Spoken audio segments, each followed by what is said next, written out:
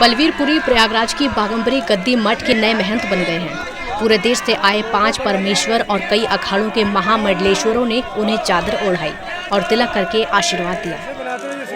महंत बलवीर को बागंबरी गद्दी के साथ ही लेटे हनुमान मंदिर की भी जिम्मेदारी मिल गई। चादर विधि संपन्न होने के बाद बलवीरपुरी सबसे पहले अपने गुरु नरेंद्र गिरी की समाधि पर गए और उनका आशीर्वाद लिया। बलवीरपुरी के महंत बनने के बाद बागंबरी गद्दी मठ में महंत नरेंद्र गिरी को षोडशी का कार्यक्रम शुरू हुआ। बलवीरपुरी के महंत बनने के बाद बागंबरी गद्दी मठ में महंत नरेंद्र गिरी की षोडशी का कार्यक्रम शुरू हुआ। इसकी शुरुआत महंत बलवीर ने 16 सन्यासियों के दान दक्षिणा और भोजन करवा कर की। बलवीरपुरी चादर विधि के बाद पहली बार मीडिया से मुखातिब हुए।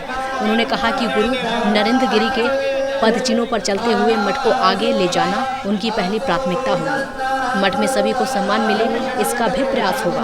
नरेंद्र गिरी की मौत मामले में उन्होंने कहा कि देश की सबसे बड़ी एजेंसी जांच कर रही है। उनकी मौत से हम सभी बहुत दुखी हैं। उम्मीद है कि जांच एजेंसी जल्द ही सच का पता लगाएगी। बलवीर के महंत बनने के बाद निरंजनी अखाड़े के सचिव रविंद्र पुरी ने कहा कि महंत नरेंद्र गिरी की मौत को ज्यादा तुल न बनाया जाए। अभी तक की जांच में ये साबित हो गया है कि नरेंद्र गिरी ने आत्महत्या की है।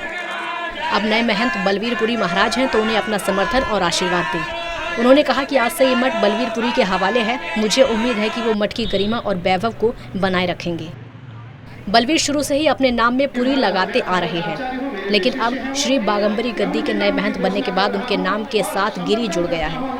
दरअसल श्री बागंबरी गद्दी मठ की स्थापना 1982 में श्री निरंजनी अखाड़े के महात्मा बाबा बालकृष्ण गिरी ने की थी। ये गिरी नागा सन्यासी की गद्दी मानी जाती है। इसी वजह से अब महंत बनने के बाद बलवीर के नाम में गिरी टाइटल जुड़ गया है।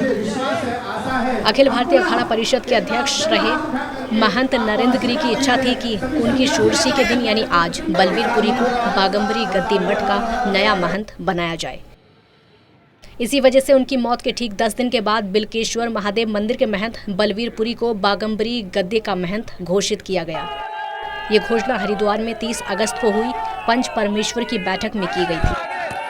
तय किया गया था कि 5 अक्टूबर को नरेंद्र गिरी की षोडशी के दिन उनकी चादर विधि होगी। अखाड़े के आचार्य महामंडलेश्वर स्वामी कैलाशानंद गिरी महाराज और सचिव रविंद्रपुरी की मौजूदगी में चादर विधि कार्यक्रम हुआ। श्री निरंजनी अखाड़े के सचिव रविंद्रपुरी ने बताया कि जब किसी अखाड़े का नया उत्तराधिकारी घोषित किया जाता है तो उसे चादर विधि से महंत बनाया जाता है।